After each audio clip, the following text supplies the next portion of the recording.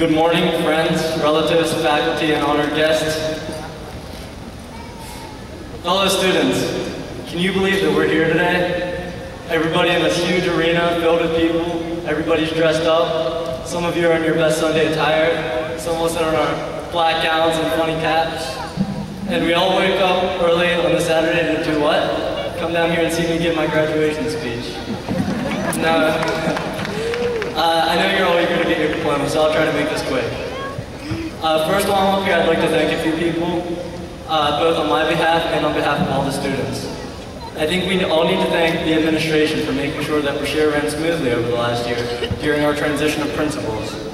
We need to thank our teachers, who were extremely helpful and knowledgeable throughout our past 4 years. I especially want to give a sincere thank you to my counselors, Mrs. McGrath and Ms. Kurzowski-Vonnegut.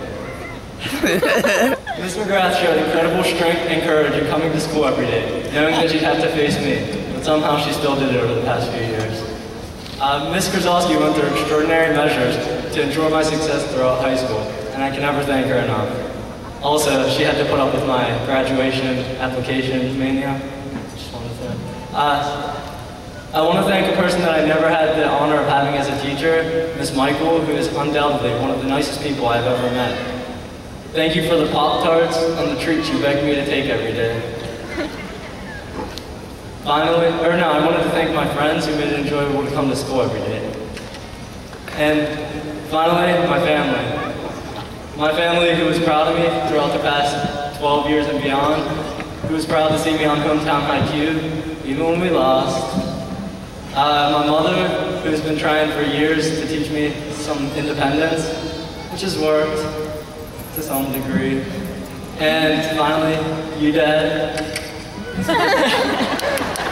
Here's your mention. My dad taught me at a young age that no matter how hard I worked, I could always do better, and I've been trying ever since. Thank you all.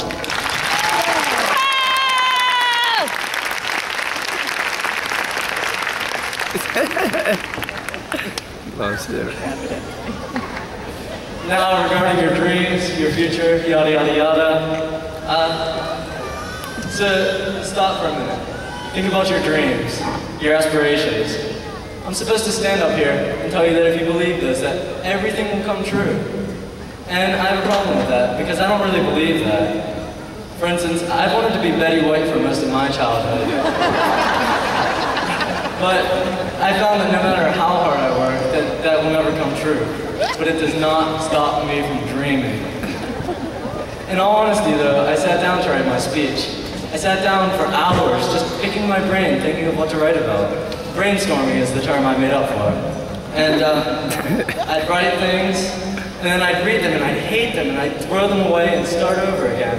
And I just couldn't think of what to write. And then finally I think I realized why. It was because I don't feel like I've accomplished all that much myself. I mean, I just turned 18 2 weeks ago, okay? I've had the same dreams through high school that every high school student had. To become a professional eater, to watch every zombie movie ever made, to become the valedictorian, to finally be able to get a 10. I guess accomplishing one isn't so bad. But the one thing I did realize, though, is that dreaming isn't everything, and that what's actually important is that you actually need to do something. Think of it this way. Think how different the world would be if we did not have people that followed their dreams. Would we still have separate water fountains if Martin Luther King did not preach his dream to the country? Would we even have a country if our founding fathers had not gotten together and written about their dream of independence? Would New York City have a superhero if, after he was bitten by a radioactive spider, Spider-Man had not gone and created the costume and persona of his dreams? Would we?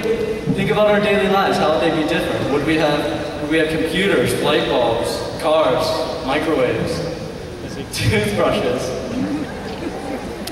I've joked a bit today, but I want to make one thing clear. I believe that no amount of dreaming could substitute the importance of hard work. I fully encourage every one of you to put all your efforts towards achieving a goal. It doesn't need to be academic either. You don't need to be a nerd like me. You could be a singer, an architect, a photographer, a politician, an engineer.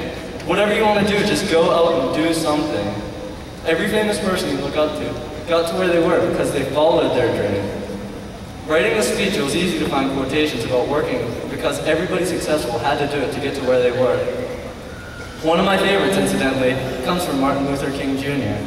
He said, "If a man is called to be a street sweeper, he should sweep streets even as Michelangelo painted, or Beethoven composed music, or Shakespeare wrote poetry. He should sweep streets so well that all the hosts of heaven and earth will pause to say, 'Here lived a great street sweeper who did his job well.'" Well, I encourage every one of you to go out and be that street sweeper. This is the day when we get our diplomas, but this is not the end. No, not by a long shot. We have years of difficulty ahead of us proving our worth. The only thing stopping us from fulfilling our dreams is ourselves. I know that personally, nothing is going to stop me from accomplishing my dreams of becoming Betty White. Thank you and have a great day, everybody.